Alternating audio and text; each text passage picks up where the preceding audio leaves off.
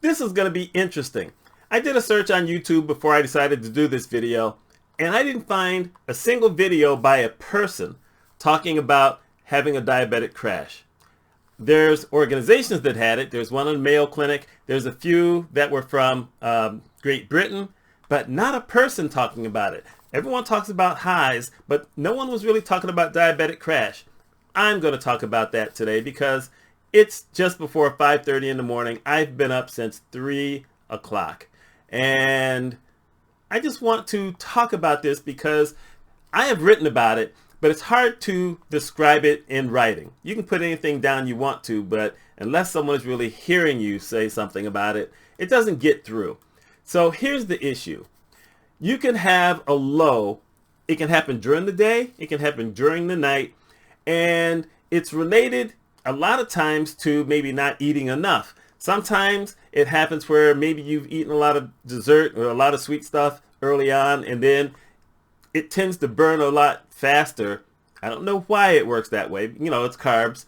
And suddenly you get lightheaded or other things may happen. During the day, for instance, I've had that happen very rarely, but it does happen. It has happened when I've been walking a lot. That's really weird because you're trying to exercise, you're trying to do whatever, but it happens. And sometimes what happens is you get lightheaded. You get a little shaky. You start getting confused. You're not really sure what's going on. It hits fast.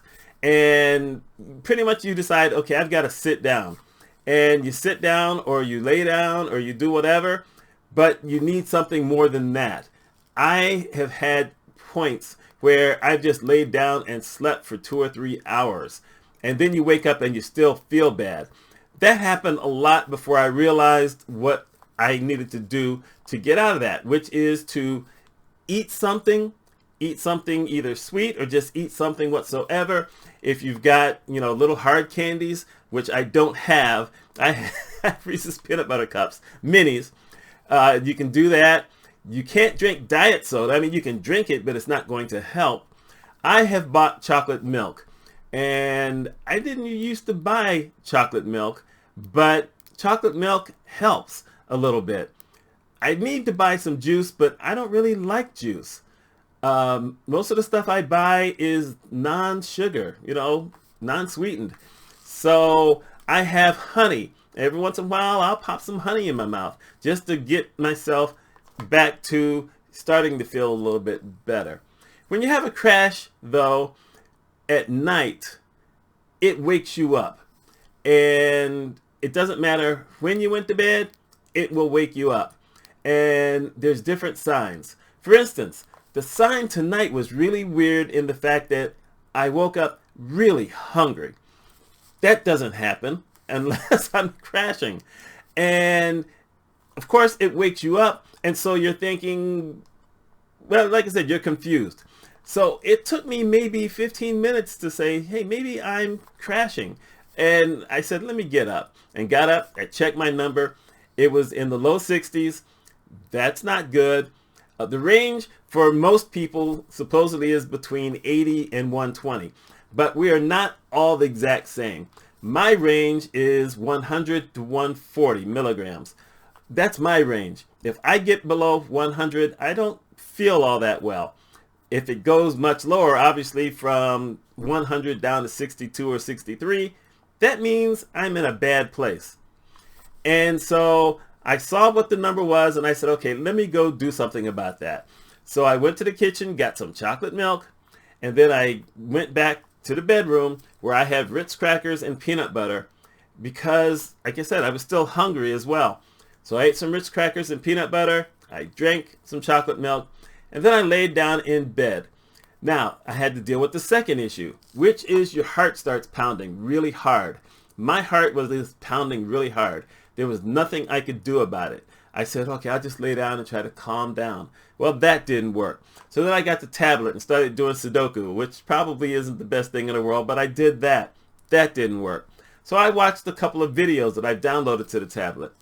That didn't work. Nothing was going to work tonight. And so I'm here doing this video. Sometimes you get lucky where I'm not hungry, but I know I'm crashing, so then I can just drink some chocolate milk or, anything else if I have it. Like I said, it can't be non-sweetened. You've got to have some sugar in you. And if I have something like that, just a little bit, it may take 15 or 20 minutes, but my heart doesn't start pounding as hard. It kind of slows up a little bit and you lay down. And if you've hit it soon enough, maybe it takes you or takes me 30 minutes to an hour to fall asleep. And that's not necessarily a bad thing. I mean, that is much better than, well, like I said, right now I've been up 2.5 hours. And I don't see myself going back to sleep anytime soon. I'm used to this.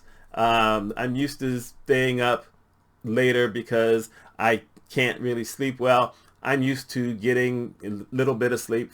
According to Fitbit, I've slept an hour and 44 minutes. And I went to bed early, but there it is. That's just how life is. It's not a good feeling at all. Like I said, when it's high, you don't feel anything, but it can affect your body in different ways. That's how come I have neuropathy in my feet. I used to have neuropathy in my eyes, but once I got my my glucose levels under control on the high side, my eyes healed. So I don't have that problem anymore. So that was a good thing. But the foot damage, I had it for so long. It took me maybe 15 years before I got any kind of control over it. And even then, I didn't have the best control over it. But I had better control. It took me 15 years to get to that point. My feet just said, nah, we're going to mess with you for the rest of your life. So I just have to deal with that. But a diabetic crash is miserable.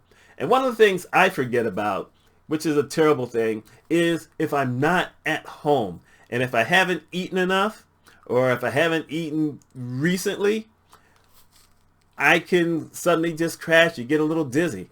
That has happened, and you just have to sit down and you have to kind of, take some breaths, and then you say, okay, let me think about this for a while, because sometimes you can't think.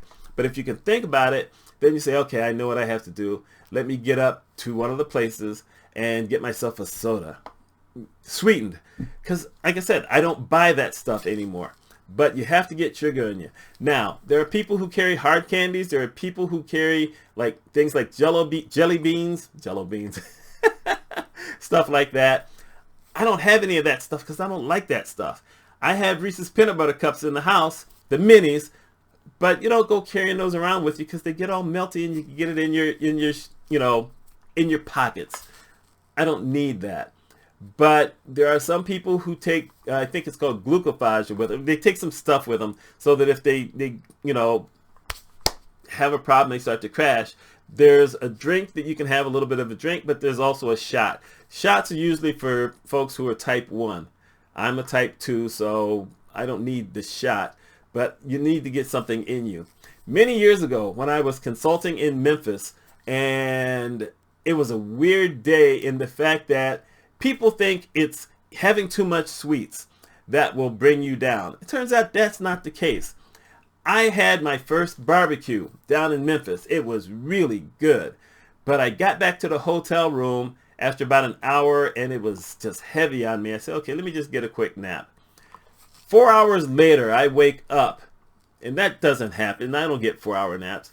I woke up and I was just really out of it. And I checked my glucose level. It was at 33. And that was bad. And I'm by myself in a hotel. I couldn't remember the number to call the front desk. I couldn't get out of bed for a while. I got on my smartphone. I called my ex. It was my wife at the time, but I called her. And she just basically talked to me for a while, said, can you get out of bed and do anything? And it took me a bit, but I was able to eventually roll out of bed, crawl, because I couldn't stand up because I was so shaky. I was able to kind of crawl into the kitchen area because I was staying at a Homewood Suites. So I had a little kitchen area, and of all the lucky things, I had bought some popsicles, which I almost have never done, but I bought some popsicles. And so I had to pull myself up, get in there, get myself a popsicle, and it was just enough sugar to start helping me to get some of my energy back. Then I had a second popsicle. to get all the way there because, like I said, I didn't have any juice. I had soda, but it was all diet soda. And at that point, I started being able to think properly again so that I could call the front desk and ask them if I could get a shuttle to take me somewhere to get some food because I knew I couldn't cook anything. I didn't have, any food that I could prepare. It just wasn't going to happen. And so they sent me the shuttle, and then they took me to a place where I could get some food. I mean, it's a terrible feeling. It's scary. It's not as scary anymore because, like I said, I start having these feelings. I'm used to them now. It doesn't happen all the time. I think the last crash I had at night was at least 2.5 weeks ago. But I think it was Monday or Tuesday. I had a crash during the afternoon. It just came on me really fast. I'm sitting right here in this exact same spot, and all of a sudden I started getting dizzy, and I started doing this thing and said, wait a minute, I'm crashing during the day. And sure enough, I'm looking at my numbers, and it's 59. I said, what the devil is that? It's not overeating all the time. It's not always undereating, but it can be. I had walked. At that point, I'd walked 6.5 miles. And I hadn't eaten enough food to cover 6.5 miles by afternoon. Because you have to do all that stuff. Because I've been working on trying to lose a little bit of weight. I gained a little bit of weight since the beginning of the year, so I wanted to lose some of that weight. But you have to do it a different way. But when you crash, you're just in a bad place. I'm able to talk right now because it's hours later. I've had my chocolate milk. I've had my, peanut butter crackers. I'm hoping my heartbeat slows down some so that maybe I can get to sleep.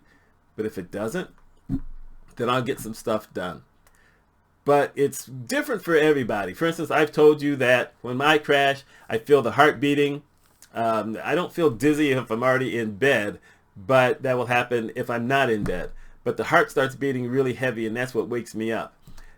Waking up this morning being hungry, that's a first. That's now something new I have to watch out for. And, I look at the day and I said, oh, you know what? I really didn't eat properly. Not that I overate. I mean, my calories were under the recommended that I have to try to lose weight. But I didn't eat a real meal until 7:30.